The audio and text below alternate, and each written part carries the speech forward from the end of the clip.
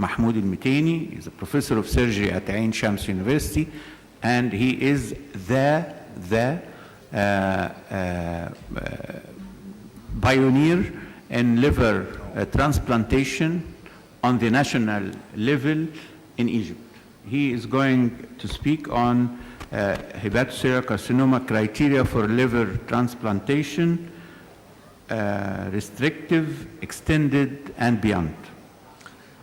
Thank you very much, Dr. Hussein and Mr. President, and I'm happy to be among you today. Actually, I have been asked to change a little bit the topic, to mix a little bit between, because I know that not all the audience are concerned with transplant surgery, which is a little bit confusing. So I try to go a little bit about very rapidly about all the criteria for liver transplantation for HCC. The previous two speakers have enlightened us about colorectal mets, so this will change the subject to the primary liver tumors, which is the most common HCC.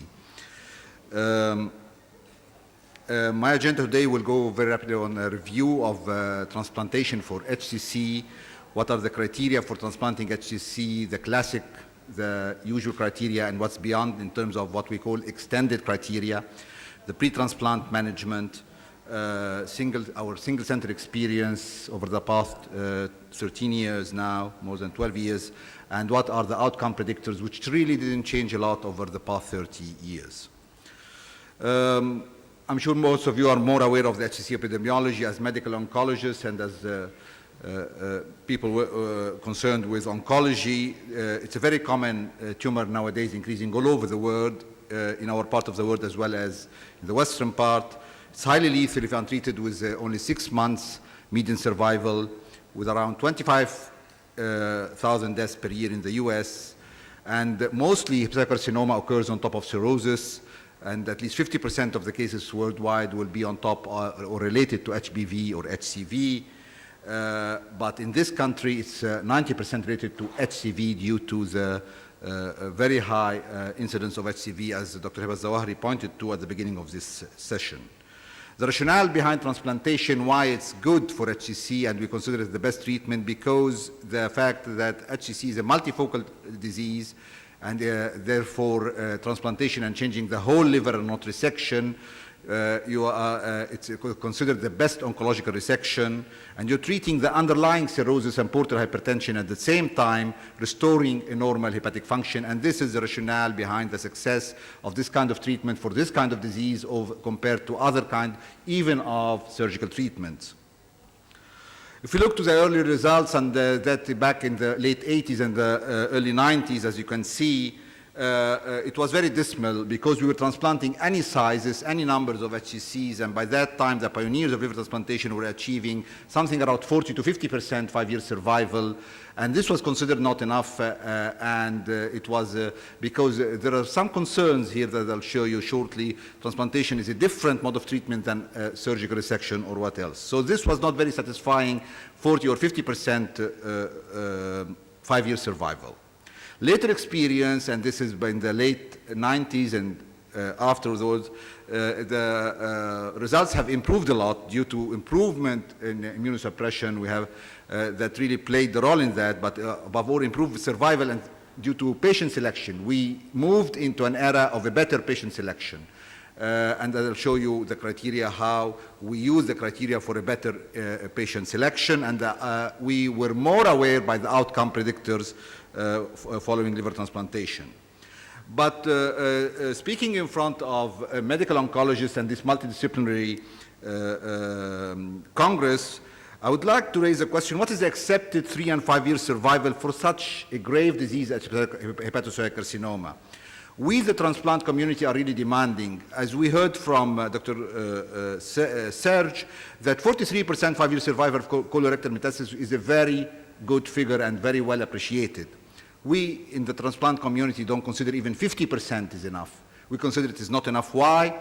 Because, as I told you, it's a different context here. In the deceased donor liver transplantation, organs are a scarce public utility, and therefore it's a public utility, should be used in the best way with a fair distribution. And even in the living donor liver transplant setting, which we are doing, donor safety is a great issue, And the team and family psychological burden, if the patients die following transplantation, they feel that they paid a lot in terms of there is a living donor here and we need better results. So 50% 5-year survival, which could be acceptable for pancreatic cancer, for colorectal mets, for esophageal cancer. I think we have even worse results than that, is not very much accepted in the transplant world. Having said this, in 1996, this is a very famous paper that really, a landmark paper that paved the way for better selection of patient. Back in 1996, Professor Mazzafiero published his famous Milan criteria, and this was and still is the gold standard for selecting patient for liver transplantation. What is in Milan criteria? It's this. A single tumor of a maximum 5 centimeter size, 3 nodules with a maximum one of 3 centimeters, and this achieved a very good 4-year survival of 74-75% and was considered to be the gold standard and became the American Association of Study of Liver Disease guidelines, the EASL guidelines for transplantation for HCC. Although we're not very much convinced that, and we feel that it is a restrictive criteria for some patients and maybe unfair for some patients, but it's still the gold standard, that everything is weighed and compared to it in terms of results. As you can see, the survival based on Milan criteria here, the patient survival, and this is, usually we depend on the preoperative imaging to say that this within Milan criteria or not, and then we compare with this with the explant pathology and see if it is really meet the criteria or not, and this is based on the explant pathology findings and data, that when you are within the Milan criteria, you can achieve a patient survival at 4 years around 80-85% compared to 50% if not, the criteria is not met. And the same goes true for recurrence-free survival, around 92% versus only less than 60%. It might be 60% and 50%, as I said, it might be acceptable from the oncological point of view for such a grave disease. But in the transplant context, we always aim for better results. Then came, this was in 1996. In 2001, the University of San Francisco in the United States of America challenged the Milan criteria and increased the number of the single tumor up to 6.5 centimeter, or the 3 nodules with the bigger of 4.5 centimeter, with a total tumor burden around 8 centimeter, and they achieved nearly the same results, as you can see by preoperative imaging. Milan criteria and the UCSF criteria achieved 3 and 5 year survival exactly the same, and anything beyond UCSF criteria fared worse with an inferior results. Starting from 2001, I'd like to share this very important slide. I'm sorry if it is very busy, but I just want to show you that from 2001 onwards, over the past 12 to 13 years, we had at least 13 more criteria. So every big center all over the world from the East and West have made its criteria, expanding the number and size. But what's common between these criteria that they all speak about number and size only. Only 2 of them incorporated some tumor markers like the alpha-fetoprotein or the PVK2 from Japan to be an important prognostic factor and outcome predictor. And if you look to the 5-year survival in all of these 13 criteria until 2009, which I'll speak on shortly, the famous one, they achieved nearly the same results, a 4 and 5 year survival and recurrence-free survival around 74 to 75%. Then the last one, 2009, was up to the 7 criteria, which is what we call the new Milan criteria, published by the same author who published in 1996, Dr. Mazzafiero and his group from Milan, the famous Milan criteria. So he challenged himself about 13 to 14 years later by this new classification and said we can increase the number and we can increase the size and achieve the same results for following transplantation, with up to the 7, that the size of the largest tumor plus the total number of nodules be less than 7. And if we stick to this criteria, as you can see from this slide, we achieved again a 5-year survival around 73% versus 71% with no difference, and thereafter there was no difference at all in survival compared to if we exceed up to the 7 with dismal results around only 48% 5-year survival. So the same group challenged themselves after about 12 years and increased the number in size. And this really undermines the question, should we only stick to the number and size, or it is more into biology and the biology of the tumor, as we heard earlier, which is more important. Dr. Mazafir and his group challenged this metro ticket concept, that is, the further the distance, the higher the price. The further the distance means that you transplant larger tumors or bigger number of nodules, and you pay more price, that you will have inferior results in terms of survival, recurrence-free survival, and more recurrence. But how far can we go? As you see, we started by 3 centimeters and you added up by 7 centimeters, and we are still exploring this field in terms of number and size. The next point I would like to speak about is the pre-transplant management, and by the pre-transplant management, what can we do as a bridge or as a downstaging for large tumors, and this resection, of course, again, a surgical modality, and I would like to show you just one slide, resection versus transplantation, and the results of a resection as a bridge to transplantation to do what we call salvage liver transplantation, and then a little bit about local regional therapy. Surgical resection, when we compare to transplantation, as you can see, whether T1, T2, or T3, we achieve always an inferior results in terms of survival and recurrence-free survival. It was around 100% recurrence within 4 to 5 years. So definitely resection is inferior to transplant because we are always dealing almost always with cirrhotic liver. Resection is a bridge to transplant to do what we call a salvage liver transplant. There are 2 points of view here, and in the same issue in surgery in 2003, 2 groups, one were very much for and against, and the other against, were claiming that there are inferior results for salvage transplant compared to primary transplant. This group, the Belghiti group, were pro actually and achieved a 3-year survival equivalent, whether you're transplanting on first hand or as a salvage transplant following resection, with the same percent of complications and technical difficulty, but we should point here that this was a very highly selected tumors, or small tumors, and the median number of nodules were only 1.2. The Paul Bruce group has challenged this, and they, in a bigger number of patients, and compared a good number of resection against transplantation, and only 20 transplantation were following resection, that is a salvage transplantation, and they claim that there is significantly worse survival for salvage transplantation compared to the primary transplantation, with higher tumor recurrence favoring the primary transplantation over the salvage transplantation. About the local regional treatment, we have this list, radiofrequency, TACE, and everything. And this is a famous paper in 2006, explored TACE, that it might not be convincing as a pre-transplant management, but at least it does no harm to the patients. But this was challenged later on, only 1 year later, that TACE, or the transarterial mobilization, as a bridge before transplantation, is a good policy to adopt, that or not only that you buy time and you let your tumor stay as is in terms of size and number, or you downstage tumor, but also as a selection tool for transplantation. What does this mean?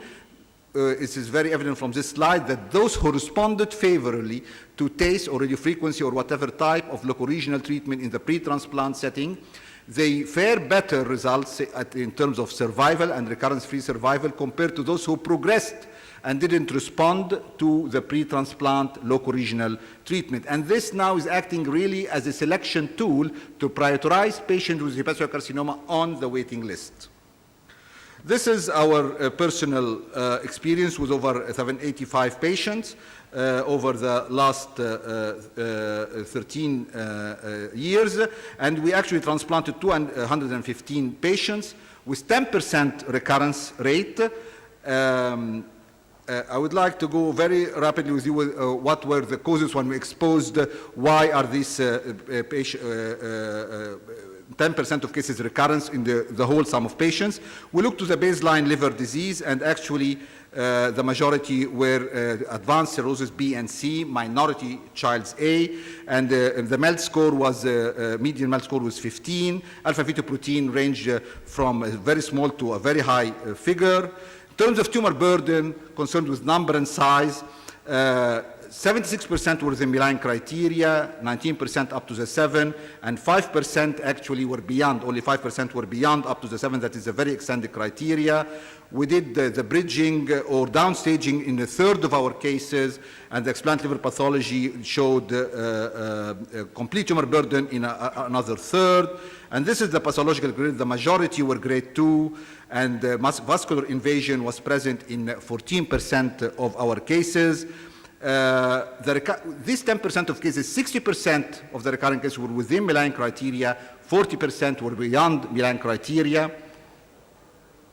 And when we look to the prognostic factor, actually, as most of the literature showed, alpha-fetoprotein were a very important prognostic factor and outcome predictor with a cutoff value of 400. Above 400, they have more recurrence rate than below 400. Same for the grade of differentiation, grade 2 and 3. Worse, actually, the results were worse in terms of survival compared to grade 1, that is the better differentiated hepatocellular carcinoma. Same for microvascular invasion as an important outcome predictor, that whenever there is no microvascular invasion, the recurrence rate was definitely less. So when we looked at this and compared it to the literature, actually the outcome predictor didn't change a lot. Over 30 years, when Okuda mentioned that the outcome predictors for HCC resection is the size of the tumor, the histological grade, and the vascular invasion.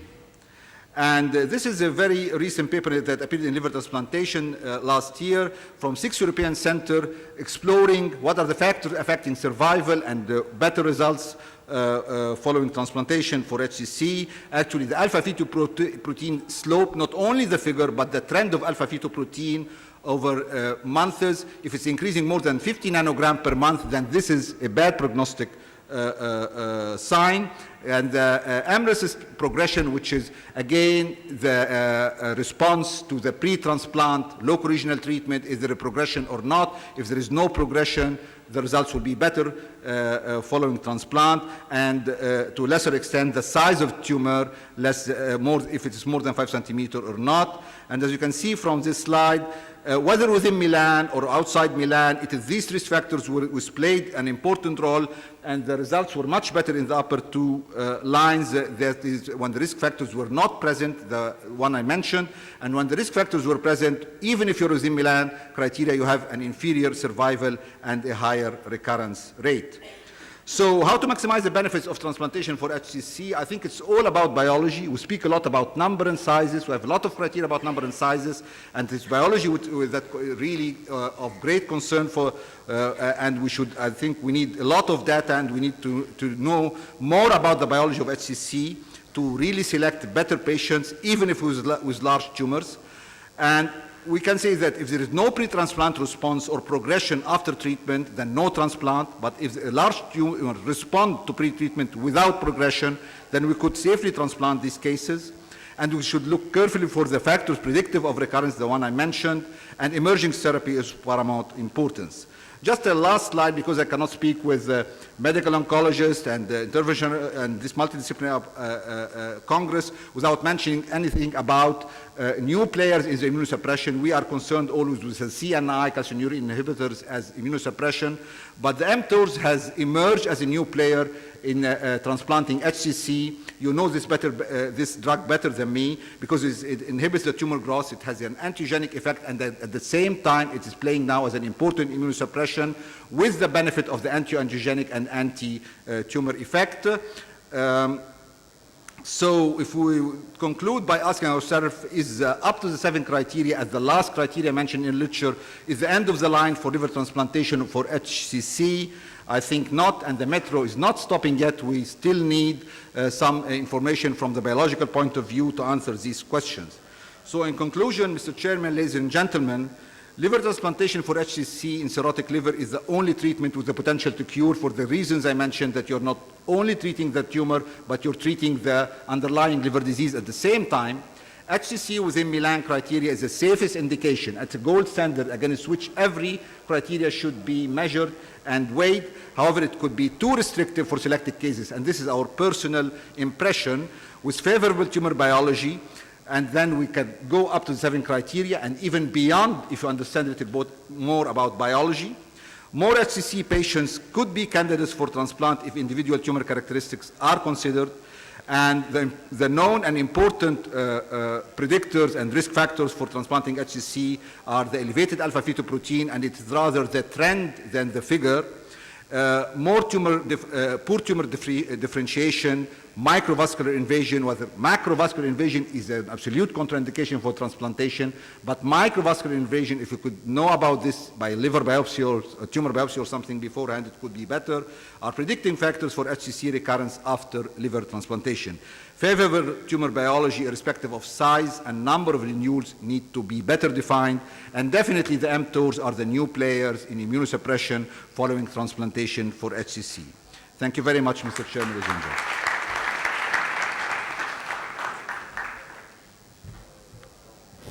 Professor Dr. Mahmoud ElMetiny, thank you very much for very updated state-of-art presentation on liver transplantation.